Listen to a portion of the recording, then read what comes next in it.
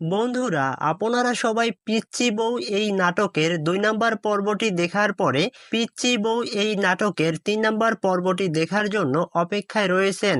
পিচ্চি বউ এই নাটকের 3 নম্বর পর্বটি আপনারা সবাই দেখতে পারবেন 9 তারিখ বিকাল 3টার সময়। পিচ্চি বউ এই নাটকের 2 নম্বর পর্বে আমরা দেখলাম যে আশিক তার বউকে বলবে, রান্না করা শেষ, চলো খাইতে আসো তুমি। আশিকের বউ আশিককে বলবে, আমি খাবো না, তুমি একা একা খাবার খাও। এরপরে আশিক তার বউকে বলবে, কি হলো, তোমার মন খারাপ নাকি, খাবার খাবা না কেন? আশিকের মুখে এই কথা শুনে আশিকের বউ বলবে, আমার খাবার খেতে ইচ্ছে করে না, তাই আমি খাবো না। তখন আশিক তার বউকে বলবে, কি ব্যাপার, মন খারাপ করে বসে আছো কেন? এরপরে আশিকের বউ আশিককে বলবে, আজকে যে আমার জন্মদিন, এইটা তুমি ভুলে গেছো?